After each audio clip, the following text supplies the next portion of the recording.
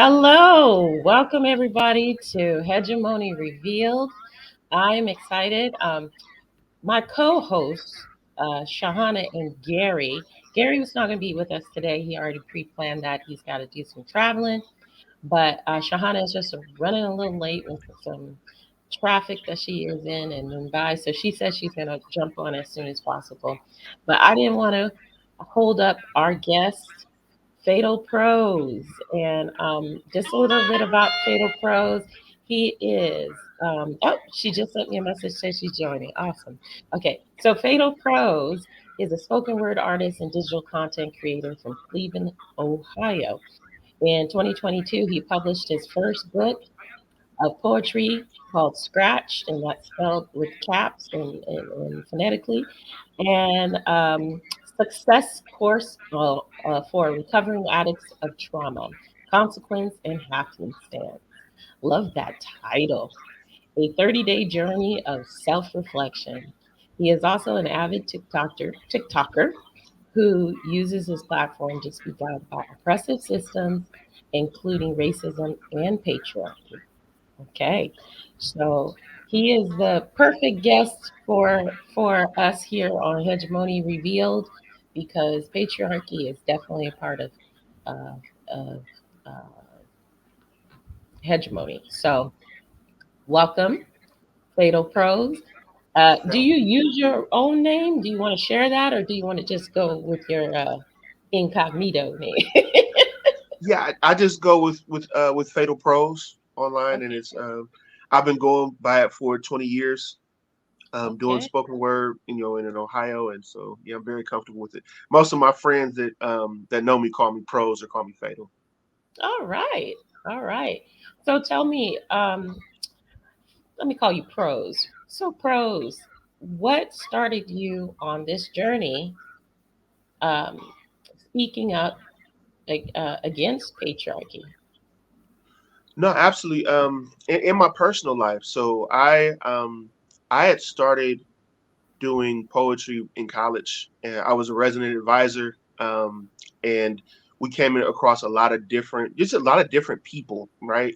And so I started hosting open mics, and writing poetry myself, and speed, fast forward a few years, met my wife, and became a Christian, and and everything went downhill from there, because I really internalized what my interpretation of what Christianity meant, where uh, it was essentially telling you that as a man, your responsibility was to be a provider, a protector, and a priest, and you were the head, of the relationship. And oh, and by the way, everyone that is going to go to hell, if they don't accept Jesus Christ, right? And so I actually internalized that literally, and and so I actually, instead of prioritizing my marriage, really focused on what I considered saving souls. So I was the guy who I waited for Jehovah's Witnesses to knock on my door so I could sit on the porch with them all Saturday and debate with them about why they need to accept Jesus Christ my way, because Okay. there's so many different Jesus Christ running around. Um, and I just became a jerk. I became a really stuffy person, and I just kind of ran everything into the ground personally. And as I started to deconstruct what went wrong, after 10 plus years of that, it came down to this word called patriarchy, right? I started to really look at the Bible, and the way I internalized it, and started picking out, like, oh, wait a minute, the same people that said that the curse of Ham passed down to Canaan, and this is why racism was justified. The same people that said that Eve was the reason why the curse came in the first place, and why it justified men dominating women. Oh, and they're the same people that actually use the Bible to justify homophobia. And so from that, I started to pull apart. Okay, which came first, the chicken or the egg? Was it white Mhm. supremacy? Was it patriarchy? Was it homophobia?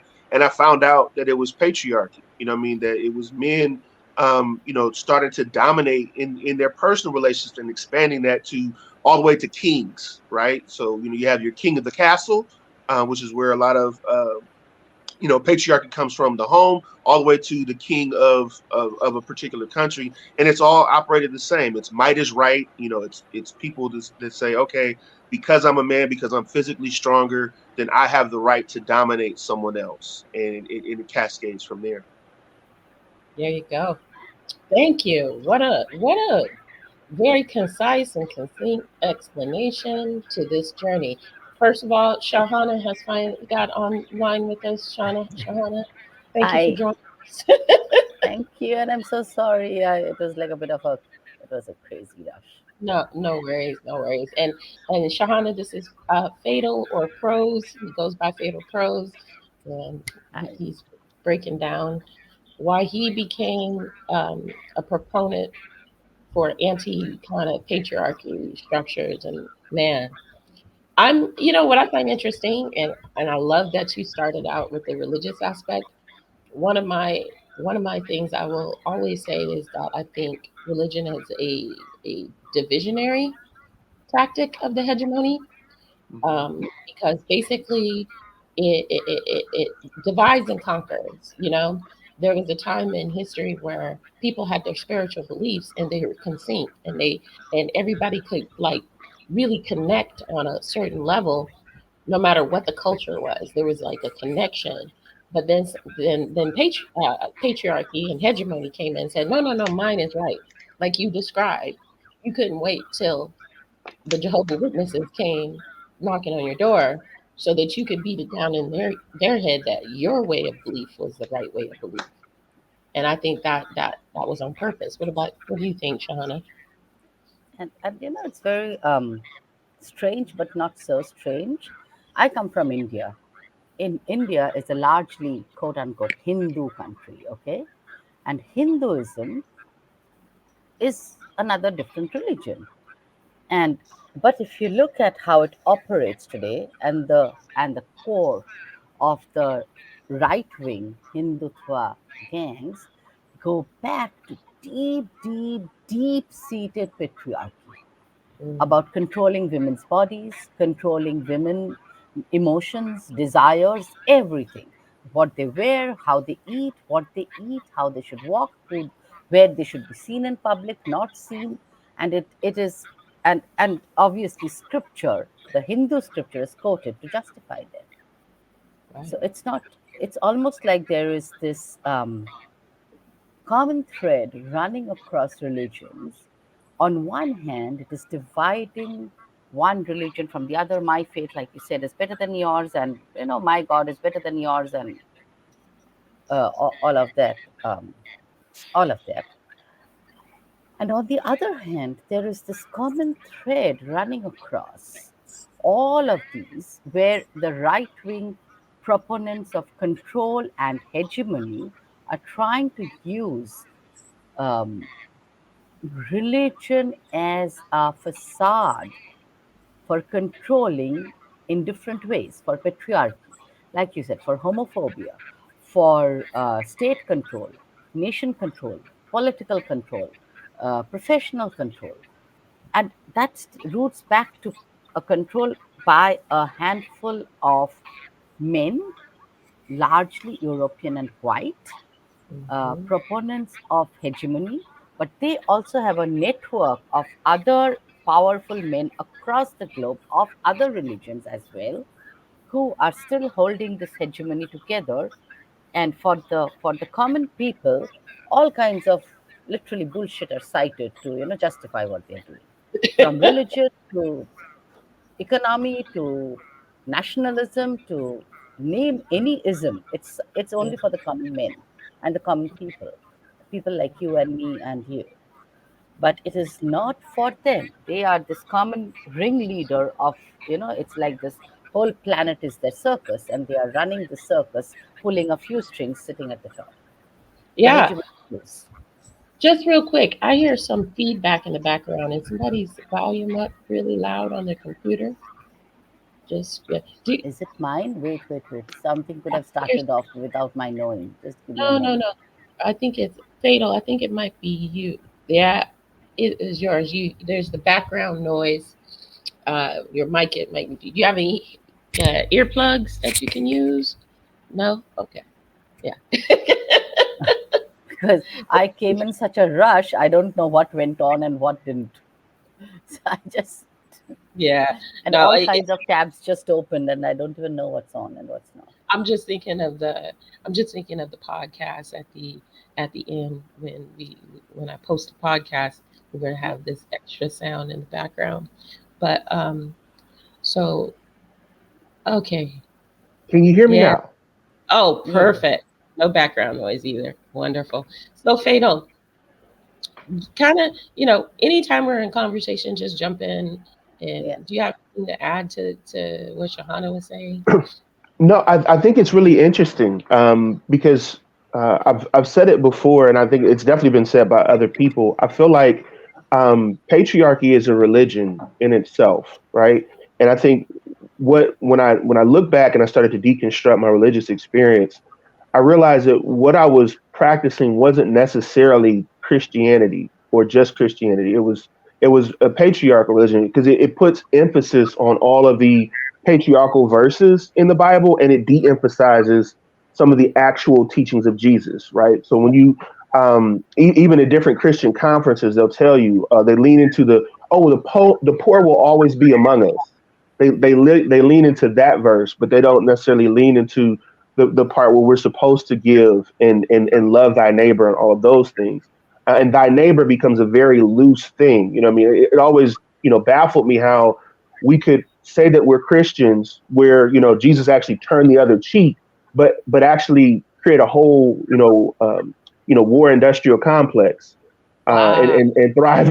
We're a Christian nation, but we thrive on imperialism, and we have bases across the world. And Christians that are actually encouraged to go into the service to become professional soldiers. So it's very interesting, and even down to the verse in Ephesians that talks about marriage, where you can hear all the time where it talks about how women should submit to their husbands, but it's rarely preached how men should submit to their wives, and as Jesus submitted to the church and give their life for it, right? So people don't necessarily preach from that verse where it's like, oh, you mean in order for my wife to submit to me, I submit to her first, and I give my entire life to her. So it becomes very one sided, and very much, kind of cherry picking from the Bible to the extent it gets so bad where you don't even have to read from it. All you have to do is like hold it up in front of a church, and people will, kind of give you authenticity. When they ask, what's your favorite, book in the Bible is, your verse in the Bible, you don't even have to give it. You just, oh, I'm very religious, very very much scriptural, but and so it's really bad. It's almost a parody of itself, but it's a way that people are stirred up as trying to say, people, commoners are kind of drawn to this because they go every Sunday and they go every Wednesday, and they're so much focused on only that to the point where they'll abandon their common faculties, their common sense, their common reason, their critical thinking, and just say, oh, because this person is a pastor, and even to that, to the point where you can, as long as you call yourself reverend, you don't even have to have a church. Just become a reverend, and it gives authenticity to the name, even though that's not necessarily what you practice. So, I yeah, think when we made the church a building instead of understanding that the church is the people, that was the first step, because now it's this inorganic thing, that can be manipulated into financial gain and all of those things, instead of actually being about the needs of the people. As a child growing up in Cleveland, Ohio, I always wondered, like, there's a church on every corner, what I mean, but there's no God, there's no one, the church is right next to the crack house, what I mean, and nobody is actually going out into the community and transforming. You would think if there were thousands upon thousands of churches, all these spiritual people, that there would be a transformation, and people would treat each other better. But the reason why, as an adult, I got the answer is because they're practicing patriarchy. They're not necessarily practicing Christianity. They're practicing a form of religion, which is used to control people, not necessarily liberate them, and that's why. Wow. That's yeah, so profound. That is so true. yeah, And on top of that, that I lived in Europe for a while too. And can I tell you, on a spiritual level, walking into those buildings, I would always get a sick feeling. And the reason why is that so much torture and so much blood was done in those basements in that building that there is actually really no connection to spirit. It's dark. And they're dark, they're dank, they're cold. And so I always wondered, how could anybody be uplifted in this environment? You know what I mean? It's just so oppressive. The feeling is oppressive, and so much of the hegemony has gone out into the rest of the world. When I look at what's happening right now in Palestine, in Yeah. Israel, in Yeah. Israel, using Judaism as Yeah. their tool against the Palestinians, and it's not Judaism. And Jews, Sephardic Jews, are coming up, and Ashkenazi Nazi Jews are saying, "I'm not a Zionist. Stop Yeah. using stop using Jew to describe your faith, because your faith is Right. evil." You know, and you see how manipulative the Zionists have said, "Oh, you're anti-Semitic if you say what we're doing is wrong," but Arabs are Semitic people too. Yeah. So how do you explain that away? You can't, because what typically stems from patriarchy Mm, are all these, patriarchy gave rise. So if you look at it, patriarchy gave rise to colonialism, mm, imperialism, that whole imperial force led by a handful of men. Then you have capitalism. Then you have the whole supremacy thing, which led to racism and and even more discrimination against the other people who look different from us, different from the whites. And so, what has happened is patriarchy has become so embedded in every institution, religion, everywhere, religion, politics, education, everywhere. It has become so embedded that even the policies, because they're again created by a handful of men, extremely and power grabbing, power hungry patriarchal men. So, all of that has begun to reflect the values stemming from patriarchy, which is command, control, competition, authoritarianism, totalitarianism, a kind of effacing and reducing of emotions and connection, uh, and sort of glorification of things like savagery and war. You don't see women, or rather, I mean, there are women who can be savage, that's different. But you wouldn't see this mass of women going to war to no, kill people of another country just to take their land, or just to expropriate their land and their people, or to exploit the resources. All those decisions are stemming from a kind of controlling mindset which entitles them to feel that we can do what we want with impunity. And yeah, that's the root of patriarchy, that it's I can do narcissism. what I want. It's That's straight up Yep, narcissism. yep, That's what it yep. is. You know, how I'm do a you think? man, so I can do. Might is right, like Fatalprose said. Right. So Fatal, how do you think the narcissism plays into patriarchy? If there was a Venn diagram, and I think someone did make one, it would be synonymous. There would be no overlap.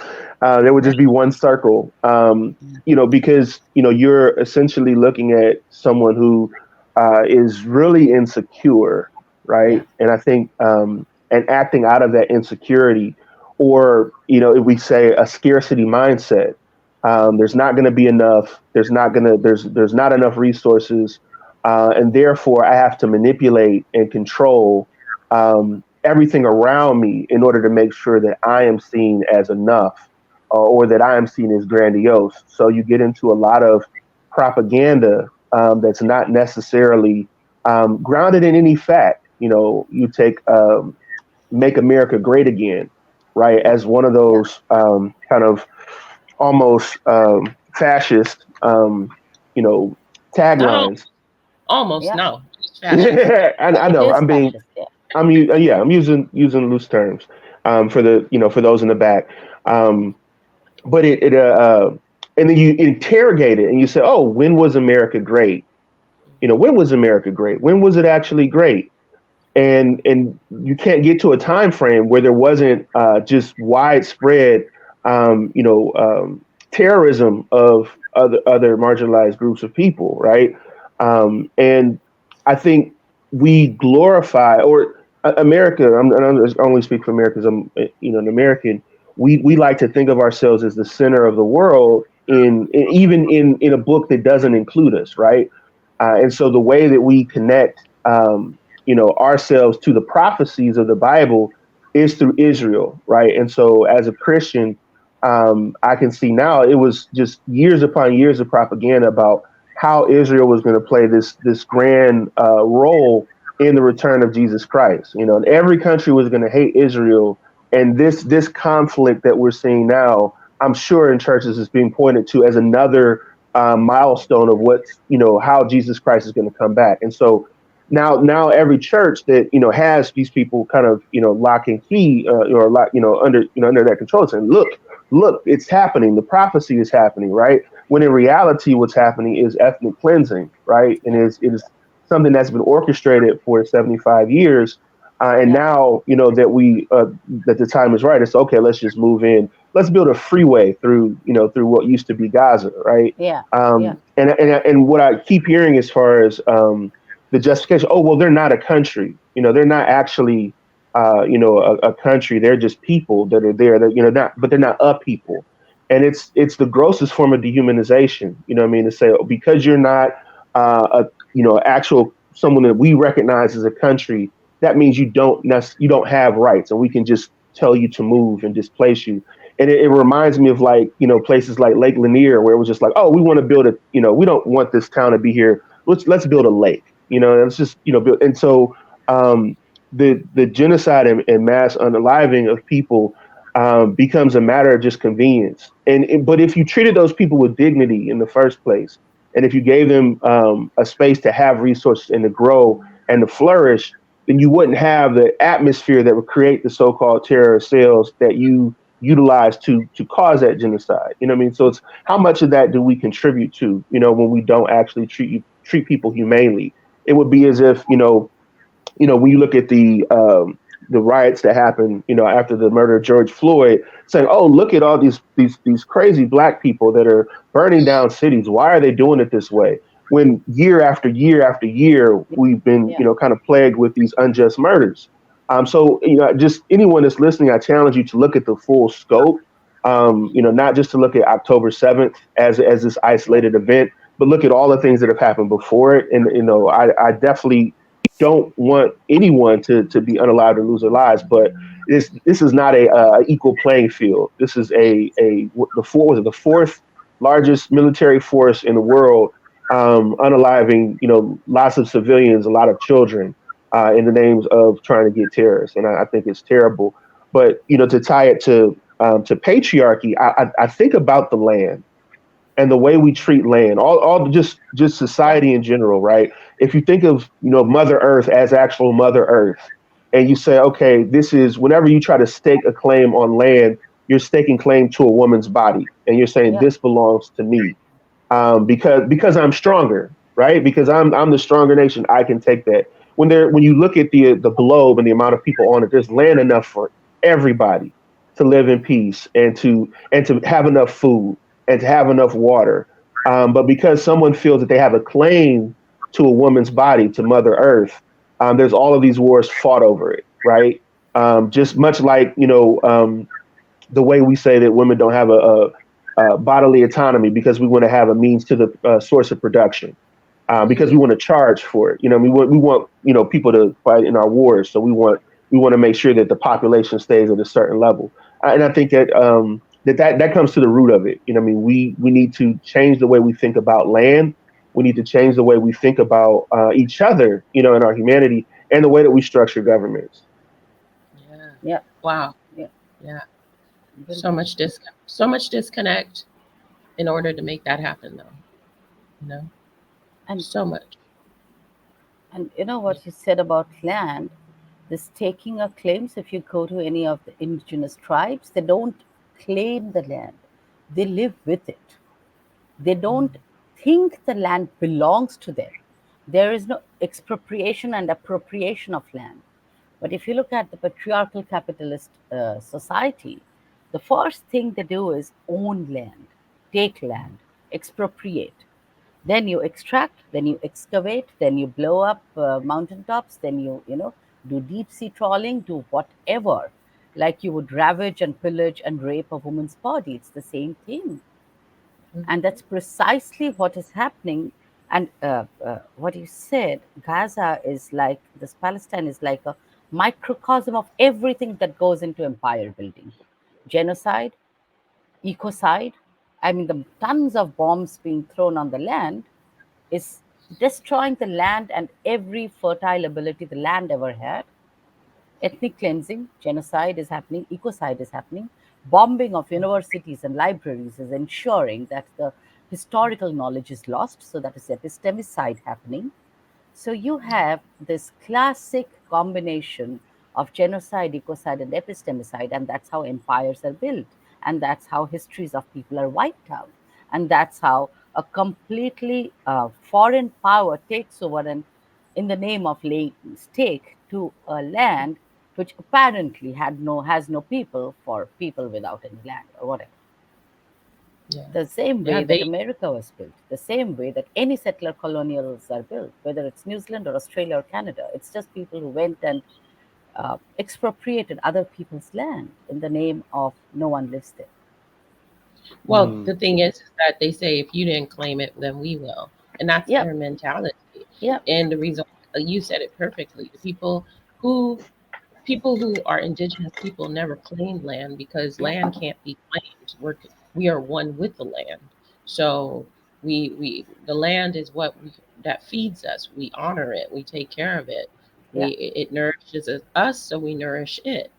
So so many people are losing their lives due to ecocide. yep, The way I just posted something about P PFAS, which is a chemical that is on the outside, on Teflon, on the stuff that you put in your shoes. It's highly toxic. It's a sealant, yep, and they knew it was deadly, and they knew it could get in water streams. And almost every human being on the planet has some type of level of it in them, and it causes cancer. yeah, There's not even there's nothing to refute. It causes cancer. And so I find it I find these oligarchy, they're they're complicit, and they also are murderous. We are expendable yep, in hegemony's mind, and in patriarchy even, because look at I can tell you from my own experience how being married and uh, married to a narcissist, and being basically um, oppressed and mentally and psychologically manipulated, and then just thrown away because I said, oh, no, no, no, no, no, I'm connected to myself, you can't treat me in this way. But 3 months later, on to the next one. It's just we're so expendable yeah, as women, as humans, for a certain type of mentality that is deeply rooted in psychopathy. You know, you literally have to be insane to think that this is okay to treat people like this. And yet here we are, and we've been contributing it to it so long that we just we normalized it, because I think that was the only way to get through the pain of it. But I think more people are having their grand awakening, as I call it. And now what do we do?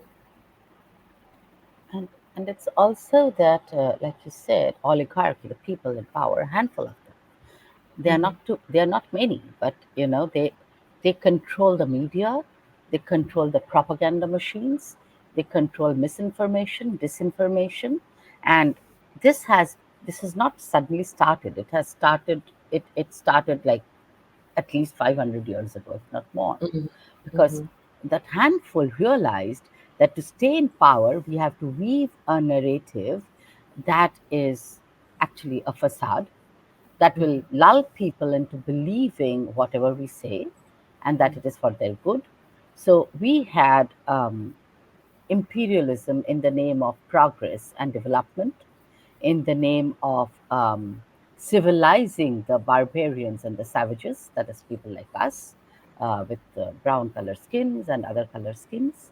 So, Mhm. and all of these tropes had to be created so that the people in their land would buy into the story of missionaries going out into the world to for the good of the world and to save the world and to save the heathens and save the savages and whatever else was created. Now, Again, all of religion. that has to come, yeah, and all of that has to come from a very narcissistic mindset of my way is the only way. Hmm. And then Yeah. you have this whole concept of, the universal, that, universal truth. Okay, there are some scientific truths like the sun rises in the east, sets in the west, which is, yes, universal truth. But other concepts that the white male scientists would have us believe are, or what theoreticians would have us believe as universal truths, are basically one way of seeing the world, their way. Mhm. And Now, when oh, go you ahead. don't Sorry. agree, then, well, there is always violence. Always violence, because violence is that's their mechanism. It's the only way they ever even Yep, was able to populate the rest of the world. So, yep, Fatal, I want to ask you something. As we're talking about this thing, this thought came in my head. TikTok, TikTok. Shahana mentioned how they it's control the blocked. media, It's how they blocked in control. India. Yeah. Oh, Well, wow. in India it's blocked. Wow. I didn't know that. So I gotta teach you about VPN. Anyways. So you, Fatal Pros, I found you on TikTok, started following your content. We started interacting quite a bit. How do you think TikTok has changed the landscape of information dissemination? Absolutely. I think it has connected people in a way that I think the internet um, maybe tried to before, but just hasn't. It spreads information so fast, right? So when something happens, you can a lot of times get the news on TikTok before it actually is on the actual news because it spreads so fast. To use kind of a rudimentary example, the list of 28 places that you should never take a woman on a date. I found that on TikTok, and the news found out about it off of social media, and then they kind of copy off of. So now there's entire news segments about newscasters watching TikTok to find out what people are doing. And when you talk about, and this is just by observation, the women's movement, right? When a lot of women got together around the globe and found out that they were having the same experience, right? They, what was normally siloed as an individual experience is now like, wait a minute, things like, like you said, narcissism, things like, the way that patriarchy works. These are conversations that may have before been academia, in academia, but not necessarily on ground level. Well, now it's a part of the human lexicon. Everybody's having that same conversation. So I think TikTok, is vital both in sharing information, sharing testimonials, but also connecting people with resources. There's numerous history channels that actually, in a time where books are being banned, right? You look at state of Florida, and all these books are being banned. We don't want to talk about critical race theory. TikTok kicks in, and now people are doing broadcasts on everything critical race theory. That's actually how I started to establish my platform is when they started the propaganda reel about critical race theory and being in schools and all this other stuff. I started to broadcast, okay, this is what actual critical race theory is. And so it's a way to also counter propaganda as well. TikTok is broadly pro Palestine, in that struggle. And you see people sharing videos, as they get them from the ground as far as what's actually happening. So you're able to circumvent a lot of kind of the news blackouts, which is I think a reason why, TikTok has, there's been numerous attempts to ban TikTok in the U.S. and it continues, to this day, because it's not healthy for the state, Right. to have that type of communicative freedom. But that is what freedom of speech is. Now, I will say, TikTok also is a business, and it is also very much can be slighted towards very harmful things as well, as far as how community guidelines are enforced, as far as how some content is promoted over other content. So not to put this kind of idealistic gloss on TikTok, because there's those oppressive systems show up on TikTok as well, but it has been effective in many cases to spread information. Yeah, absolutely. There was a, that's why we had native TikTok, we had Black TikTok, because there was a concerted effort by the powers there to basically silence certain creators and give certain creators the likes and the views that they should be garnering. And I was having a conversation with somebody regarding this Israel, Palestine. And I said, one of the things that's important we must not do is fall into the mainstream media habit of choosing a side, Mm. because one of the things that's happening, and a lot of the things that people don't understand, is that this is how they get us polarized. Yeah. I'm most definitely pro Palestine in the sense that nobody should be oppressed. I don't think anybody should be silenced. And the way this is absolutely textbook war crimes and genocide. And so I hold the United States accountable, and I hold all the people who have basically enabled this to happen for so many years. But this was done on purpose. There is a very lucrative oil and gas line going straight through Gaza, and so far Egypt is the only country that's been benefiting from this source. And so Israel and the United States are struggling right now globally, mm, to get the oil resources and the pipelines up, because countries are like, no. Nigeria is like, no. Where else? Russia is like, no. They like Hmm. starting a literal war. There's proof that the U.S. even bombed the Russian pipeline to Europe, which impact the people of Europe. And I don't even think the war. Putin doesn't have a war with Europe. This is a proxy war. And Yeah. so we were talking about how we're already in World War III, and it's been going on for a while, because China's the bad guy, Russia's the bad guy, and the US cannot take zero accountability. The UK can't take zero accountability for their behavior in the past. China can't take accountability for their behavior in the present. Did she freeze, or did I freeze? Yes. No. I think it's a network or network. Okay, But no, I yeah. understand. No, Yeah. I agree with what she was saying, though. As Yeah. far as it being a proxy war, the oil and gas, those were for resources, and being pro Palestinian people does not mean you're pro Hamas, and Yeah. being pro Absolutely. Jewish people doesn't mean you're pro the nation of Israel, right? And when you look at those two things, Hamas and the nation of Israel, you may see a lot of similarities, right? Yeah. And I hope that people can look at the United States the same way, or like, wait a minute, the people of the United States of America doesn't necessarily mean that, the United States, the corporation, has Yeah. the best interest of its own people at heart either. Yep. Um, Absolutely. absolutely. Absolutely.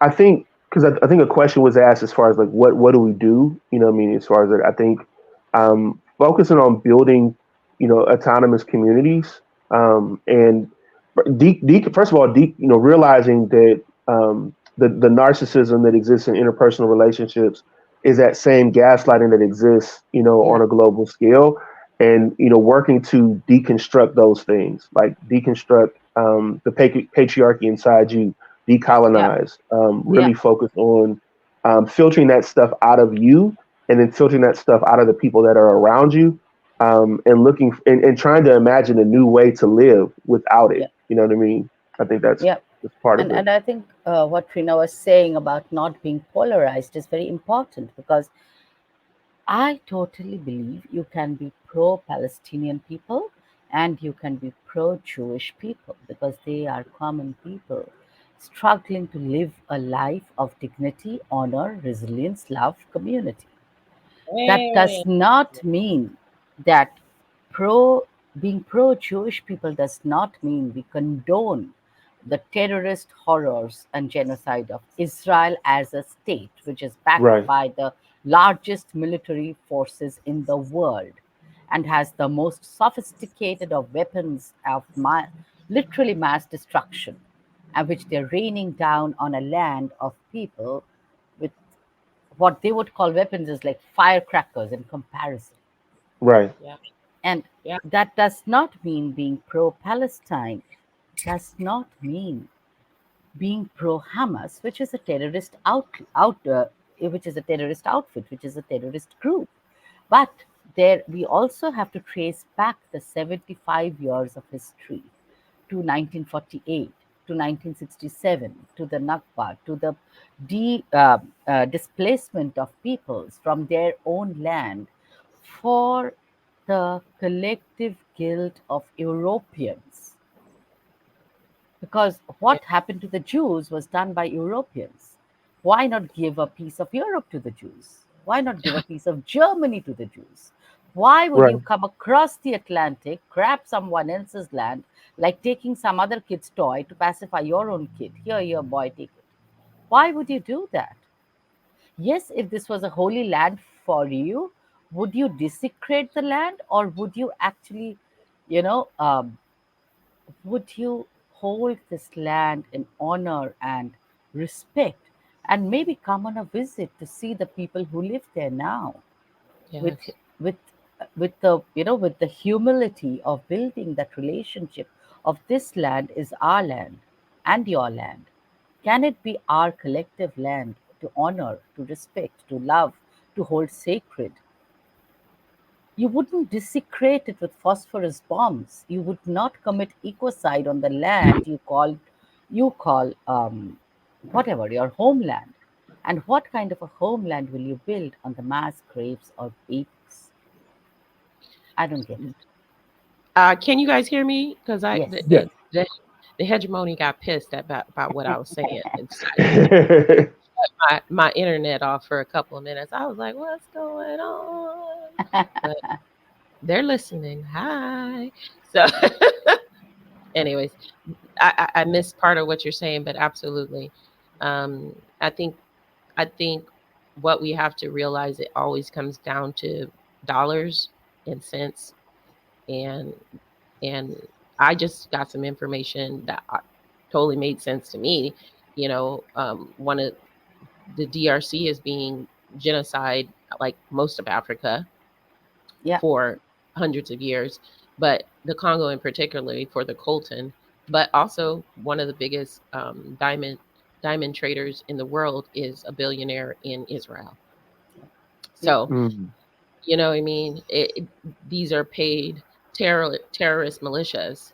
And I will say shame on African men for taking these bribes to kill Yeah. and rape your own people for European and Western interests, when you are so full of wealth and abundance, and you could be helping your own people, and you choose murder. It's just heart wrenching what's happened. But it also will say, on a psychological level, it's due to, hundreds of years of Yeah. brutality and suffering, that people can lose their humanity, lose their connection to self. So, uh, Fatal, if you had anything that you could say to the young men out there, talking a lot of stuff that I've seen in the TikTok streets about women and about our roles and stuff like that. What would you say to them? Sure. Much like it's important to kind of have your wits about you if you're ever pulled over by the police, right? Mm, And that is a talk that we need to have with young men, and you need to have the wrap it up conversation to protect yourself from any type of disease or whatnot. We need to have that same conversation about male entitlement. That would be my topic. That um, a woman's emphatic no is just as valuable as a woman's emphatic yes, and you want an emphatic yes. You don't want to coerce someone to be with you. You know what I mean? mm, Coercion is a form of rape, right? And so, but we're socialized to believe that coercion is what makes you a man. Your ability to be persuasive and to convince someone to come home with you, right? Is the whole game, right? So the whole game is based on rape culture. The whole game is based off of men exploiting women, and but ultimately, that will not lead to your happiness, right? mm, It's not gonna holding someone hostage, and it's not necessarily holding someone hostage all the time, but trying to connive your way, into someone's life through lies and manipulation, it harms you as well, right? mm, And you'll wind up 30, 40, 50, 60, 70 bitter Yeah. because you never learn how to cultivate genuine relationships, and no one really likes you, because you never created an authentic personality within yourself. You only leaned into how much money you have and how much you could use your personal charisma against other people. So learning how to accept rejection. If someone rejects you, if a woman doesn't necessarily isn't favorable to your overtures, that's a good thing. It means that that person is not the person for you, and you can move on to someone who will be, right? Who actually does want to spend time with you and actually does value your conversation. And in order to do that, we have to first value ourselves, right? We have to see ourselves as human beings, and not just mechanisms for making money. Because what I always hear, especially from younger men, but from older men as well, is they have this binary where a woman is valuable because of her body, and a man is valuable because of his wallet, right? And Yeah. so that's why they're asked questions like, "What's your body count?" You know what I mean? And I want you to be fit, feminine, friendly, because that's where we derive value from. Your body, your ability to produce babies and carry on my legacy. That's how I see a value in a woman, not necessarily in her humanity, who she is, her aspirations, her dreams, those type of things. And then I start to see my value as just my ability to provide and my ability to protect. However, when you interrogate that, right, it's not actually protection that can be valuable, because you're only talking about protecting what you see as property to you. So you're not protecting her, the human being. You're protecting her, your entitlement to her, right? mm, And so when you get into a situation like, we all were kind of witness on TikTok to what happened to Roe, a woman in Houston, Texas, who, told a man no, when he made overtures, and he wound up hitting her in the face with a brick, right? And all the, her, the video of the aftermath of her, asking these black men, why didn't you do anything? Why are you just standing there? And when that's looked at, it's, and you start to have all these different discussions that comes in. Well, I don't want to put my life on the line. I don't want to have to, it's not my responsibility. So you're not a protector then, if that's how you feel, right? You're only a protector under certain circumstances. Um, and and then that's not being a protector at all, because it's not actually creating any safety, because the woman that you're so-called protecting is going to go out into the world where you're not, and still have to engage with men who don't believe in being a protector to anyone but someone who belongs to them, right? So there's no protection in cause, claiming a woman as your property, right? That's not protection at all. You cannot protect somebody and dehumanize them at the same time. And so that's the conversation we have to have with our young men. That as men, you're a woman. You're not entitled to a woman. You're not entitled to a woman's body. You're not entitled to a woman's time. You're not entitled to a woman's affection. And so it's okay, and it's not, and you don't want to be, right. You don't want to be needed, in that way. You want to be wanted, and being and wanting to be desirable to a woman is a whole different set of skills, and circumstances that you create to create that type of atmosphere if you want to cultivate that type of love. But you can't cultivate love and domination at the same time. Mm, Yeah. mm, exactly. And I get everything that you just said, I could say about hegemony too. Yeah. Everything. Everything. Because had the colonizing imperial um, forces gone into other countries with integrity, Yeah. um, curiosity, compassion, and asked to collaborate instead of feeling entitled to take, we'd live in a very different world. Yeah. We'd live Absolutely. in a very different world. Yeah, absolutely. You talked about Congo, and what's interesting, what's not interesting, what's terrible is that the first thing that happens when that destabilization happens is the soldiers, when they go into a new village, is they begin to rape, just mass rape, on that level. And it goes back to patriarchy, even though, so you're being used as a pawn to destroy your own country. But as long as you can dominate in that little locale, and you can get your, you know psychological rocks off, then that's enough for you, right? So the proxy war has been going on with in Africa since colonization. As soon as we kind of lifted up the official colonization, they moved in with proxy governments and proxy armies that still protect their interests in the region. And in order for Africa to be free, we have to let go of patriarchy, because patriarchy is part of the mechanism that's used to control us. And it's the same thing that we see happening in America, where black men are, Steve Bannon came out and publicly said, "Oh yeah, black men, they're going to be a part of our political, strategy. We're going to flip, a lot of black men in America. They're going to vote Republican, and the reason why they're going to vote Republican is because they're going to support patriarchy over their own race. They're going, because they're going to want to have that control. And so we become jealous of the success that black women have in America, and we allow that jealousy to create a wedge between us, right? Because we don't necessarily want to. We want that 1950s "Make America Great Again" scheme too in our home, though. We don't want the racism, but we want to make America great again in our home, right? And that's the problem. Yeah. Want the macro and the micro.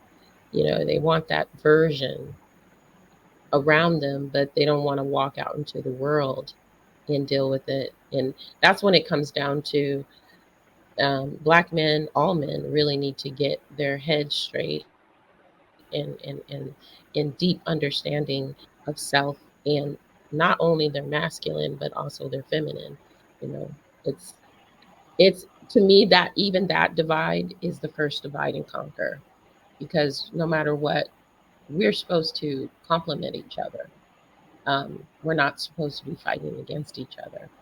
And the hegemony has worked tirelessly to divide men and women as well, because and there's really no reason. We're humans, and we have our strengths and we have our weaknesses. And if you're a good communicator, and if you love yourself, you're going to be able to communicate your needs in a way that doesn't oppress another person. Yeah. That's it. Mhm. Absolutely. Mhm. Yeah. Mhm. So we got just a few more minutes left here before we have to jump off. Any closing thoughts or words about this conversation? It's been such a great conversation. Thank you, Fatalprose. Thank you. Can I read you all something? Sure, I would Yeah. love. Yeah. I appreciate it. This is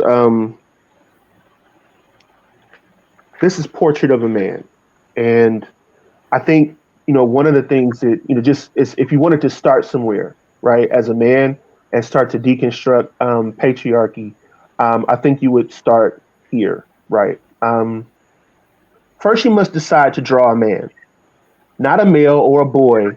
Those are just sketches, but a man, filled in and fleshed out, full of maturity and depth and a substance that can only come with dedication to the lines that define him. Then you must answer the question, what makes a man a man? How do you distinguish a man from the clamor that surrounds him? His job, his hobbies, his home life, his politics, his religion, his sexuality. How do you capture the man himself and who he is without these sacred objects somewhere blending in from the background? Is that even possible? Is not a man simply what he does, where he stands, and who he will die for? Is not a man why he lives, when he loves, and when he fights, and how he chooses to spend his time?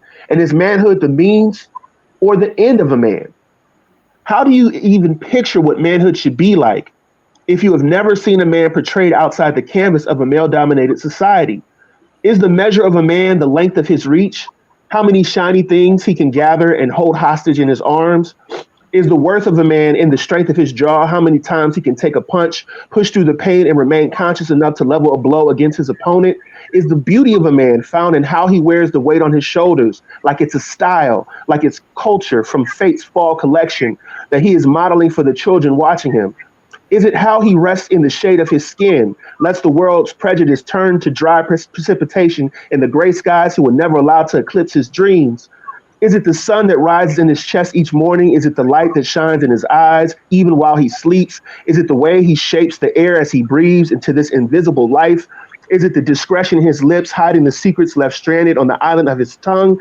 Is it the pride in his stomach or the integrity of his spine that prevents his posture from submitting to time? What makes a man a man? Is it his method? Is it his mannerisms? Is it his discipline? Is it his consistency? The question must be answered. The decision must be made. And lastly, an awareness must be apprehended. The man you must decide, the man you must decide to draw is yourself. To draw yourself, you must know yourself. To know yourself, you must ask yourself the question like, what type of man will you decide to make of yourself? And will you continue to refine the likeness of his image? For the pencil is still in your hand. Even now, the pencil is still in your hand. We have to make the decision of who we will be, what we're willing to live for, and what we're willing to die for. Wow. I need to do that spoken word snap on that. That was beautiful. Thank you. Beautiful. Thank you for Good sharing thanks. that. Wow, what a lovely way to end our conversation. What a Oh my goodness, my and goodness. it applies to us being humans. How do you choose to be a human? Mm, How yeah. do we choose to express ourselves in our full and whole humanity? And how do we choose to be in relationship with each other, with first and foremost our own selves, with Mhm. the land, with the planet, with each other, and with the more than human world and life around us. And if we can't hold those in balance, that's when I think what happens in Gaza is just a microcosm of what is happening across the world in various ways. You said it. Thank you guys.